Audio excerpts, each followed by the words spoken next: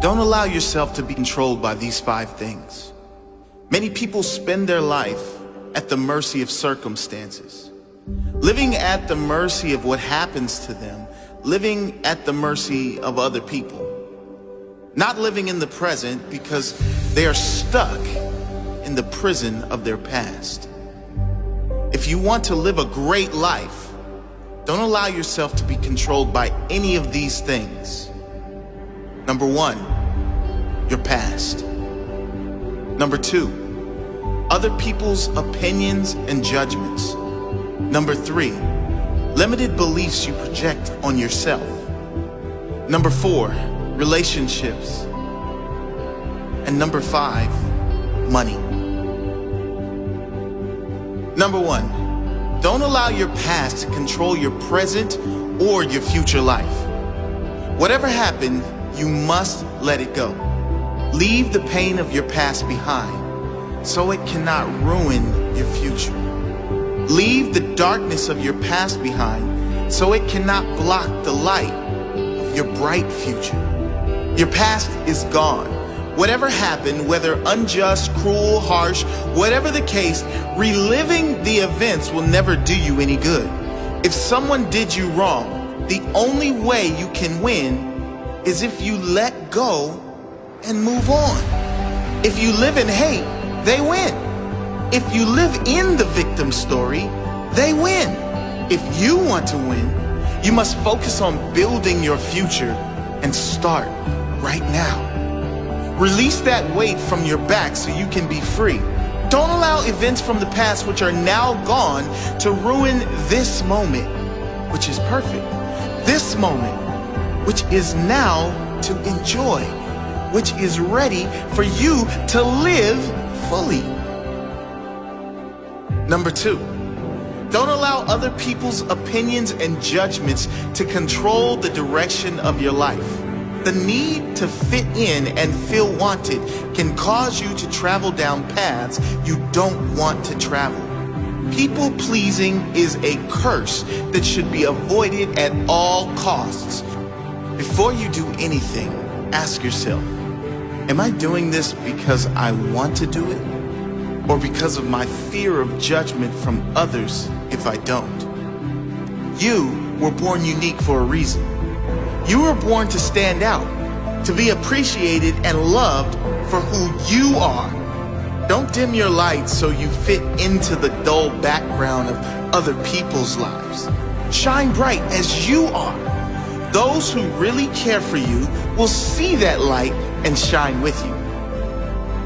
Number 3, don't allow your life to be controlled by your own limited beliefs. Now, a warning with this one. These beliefs may be conscious, but more than likely, they're unconscious. They may be unconscious limitations that have been conditioned in you from a young age and throughout your entire life by listening to those around you who never reach for their own dream. Notice your own limited beliefs and tell them to shut up. There is nothing you cannot do, nothing you cannot have, and no one you cannot become if you believe in yourself. If you believe anything is possible, guess what? Anything is possible. When you change your belief from limited to unlimited, your potential is unlimited. Imagine what you could achieve if you lived your life as though anything is possible, as though miracles are a standard requirement of every day. As the saying goes, when there is no enemy within, the enemy outside can do you no harm. When you have nothing inside holding you back, there is nothing outside that can hold you back either. Your entire life will change the very instant you decide to change your mindset. The instant you decide to see everything as a gift. When you decide to see every circumstance and challenge as a blessing rather than a curse, the very instant you become conscious to the fact that everything in it is as it should be. And know that fighting what is insane. Number 4, relationships. A touchy subject. But if you are always needing another to be happy, to feel complete, then you are always one moment away from a breakdown if that person leaves you, or unhappiness if the relationship you are in is not going well. I'm not suggesting to avoid relationships. There is no force on earth that is greater than love and connection. I am talking about those who can't live if they aren't in a relationship. Those who will be with just about anyone, including all the wrong ones, just to avoid spending a moment being single. What I am saying is to develop enough mental strength that you get to the point where you don't need others to make you happy. You are just as happy being alone as you are in a relationship. And number 5, this is what controls the majority of humans on the planet. And you guess what it is? Money. This does not mean you shouldn't want abundance. It doesn't mean money is evil. You know as well as I do what great things you can do and how many people you can help with money. What this means is, do not allow your decisions to be controlled by money. If you are choosing something only on the factor of how much money is involved, you've just made the wrong decision. What you will find is that when you follow your heart and you lead with your intention to serve others, to give your best to others every single time, when you follow your intuition and truly give your soul, then the money will come.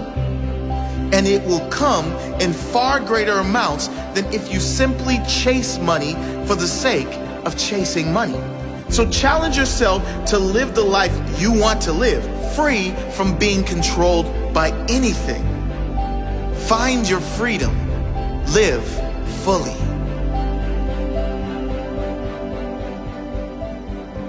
You know what's really tough?